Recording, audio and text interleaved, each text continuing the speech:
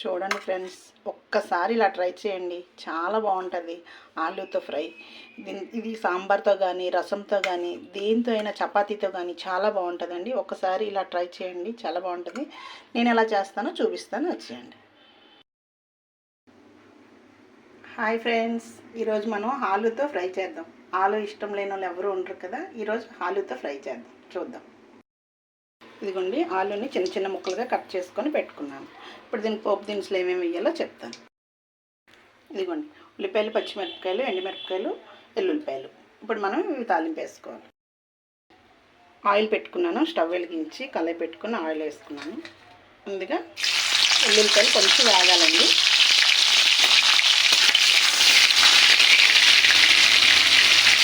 ఇప్పుడు వేసేసుకోవాలి. అందులో వేసుకోవాలి. ఇందులో ఆవాలు, జీలకర్ర,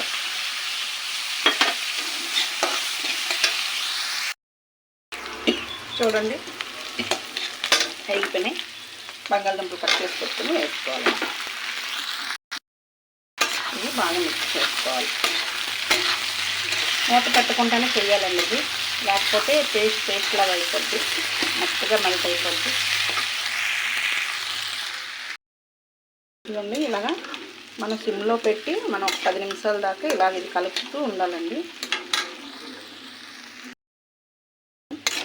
ఇప్పుడు మనం కొంచెం సాల్ట్ వేసుకుందామండి.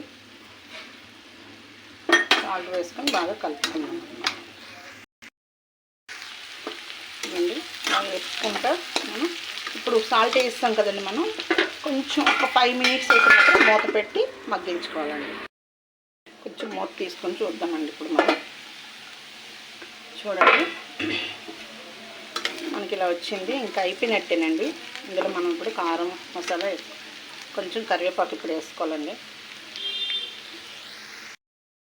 కరివేపాకు వేసుకున్నానండి. ఇప్పుడు మనం మసాలాలు వేసుకోవాలి. ఇదిగోండి, కారం, ధనియాల పొడి, జీలకర్ర పొడి వేసుకోవాలి. వేసుకొని మిక్స్ చేసుకోవాలండి. మనం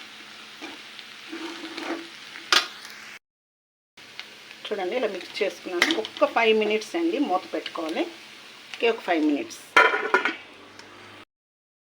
చూద్దామండి. ఒకసారి మూత తీసి చూడండి, మంది అయిపోయింది. ఇంకా లాస్ట్లో ఇంకా కొత్తిమీర వేసుకోవాలండి. ఇది సాంబార్తో కానీ రసంతో కానీ చాలా బాగుంటుందండి, మీరు ట్రై చేయండి. చూడండి, ఇలా కొత్తిమీర మనం జల్లిసుకోవాలంతే. ఇదండి, చూసారా ఎంత కలర్ఫుల్గా కనబడుతుందో. టేస్ట్ కూడా అలాగే అదిరిపోద్దండి, చాలా బాగుంటుంది. మీరు కూడా ట్రై చేయండి. నా ఛానల్ని సబ్స్క్రైబ్ చేసుకొని సపోర్ట్ చేయండి ఫ్రెండ్స్, ప్లీజ్. బాయ్.